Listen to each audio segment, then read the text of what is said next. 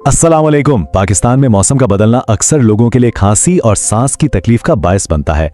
और ये सिर्फ कोई आम नज़ला जुकाम नहीं होता, खास तौर पर उन लोगों के लिए जिन्हें दमे की शिकायत है। तो आइए समझते हैं कि ऐसा आखिर होता क्यों है और इससे बचने के लिए हम क्या कर सकते हैं। क्या कभी ऐसा महसूस हुआ है कि जैसे ही मौसम करवट लेता है सांस भारी होने लगती है? अगर हाँ, तो ये एक ऐसी कैफियत है जो बहुत से लोग महसूस करते हैं। ये एक बहुत आम मसला है और इसके पीछे कुछ ठोस साइंसी वजूहात भी हैं जिन पर हम अभी बात करेंगे।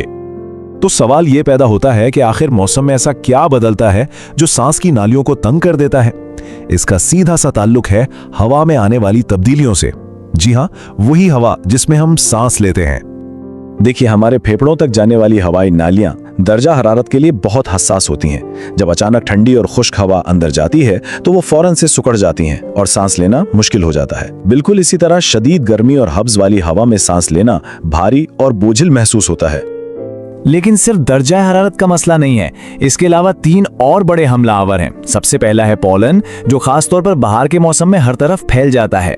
दूसरा है फफूंदी यानी फंगस, जो बारिशों और सर्दियों में घरों के अंदर नमी की वजह से बढ़ती है। और तीसरा वायरल इन्फेक्शंस।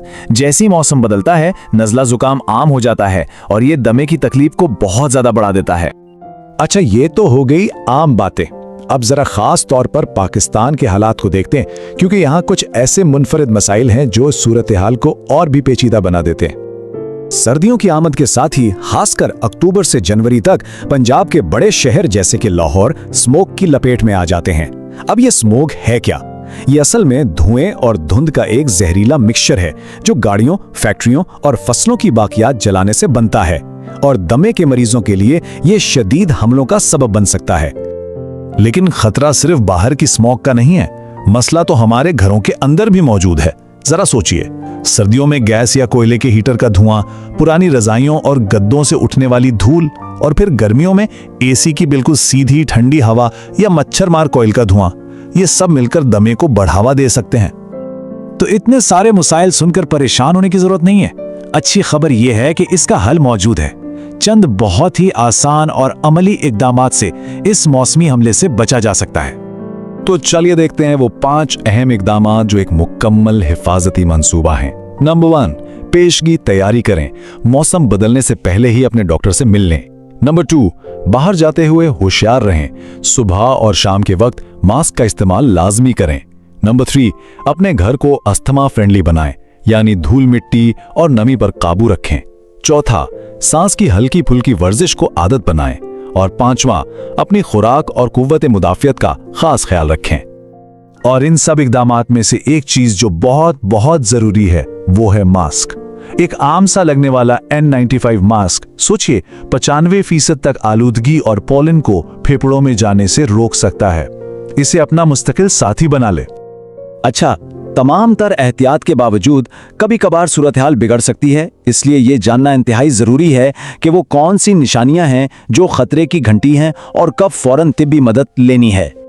जरा ध्यान से सुनिएगा। अगर इनहेलर इस्तेमाल करने के बाद भी आराम ना आए, बात करते हुए सांस फूलने लगे, होंठ या नाखून नीले या सफेद पड़ने लगे, या सीने में बहुत ज्यादा जकड़न महसूस हो, तो फिर एक पल भी जाया नहीं करना।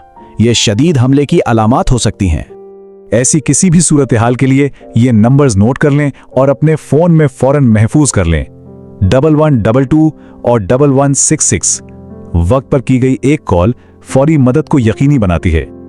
तो याद रखिए, दमा का मतलब ये बिल्कुल नहीं कि जिंदगी पर पाबंदियां लग जाएं। नहीं, ये एक ऐसी हालत है जिसे सही मालूमात और एहतियात के साथ मुकम्मल तौर पर कंट्रोल किया जा सकता है। इस मामले में इल्म और एहतियात ही सबसे बड़े हथियार हैं। अपने डॉक्टर से राब्ते में रहना, बाकायदा इलाज करवाना, इन चीजों से इस चैलेंज पर काबू पाना और एक भरपूर सेहतमंद जिंदगी गुजारना बिल्कुल मुमकिन है। आखिर में एक सवाल जिस पर गौर जरूर कीजिएगा। अगर अपने तजुर्बे की रोशनी में देखा जाए तो कौन सा मौसम साइंस की तकलीफ के लिए सबसे ज्यादा मुश्किल साबित होता है? सर्दियों की स्मॉग, बाहर का पोलन, या फिर मॉनसून का हब्स? अपनी राय नीचे कमेंट्स में जरूर शेयर करें। अपना बहुत ख्याल रखें। अल्लाह हाफिज।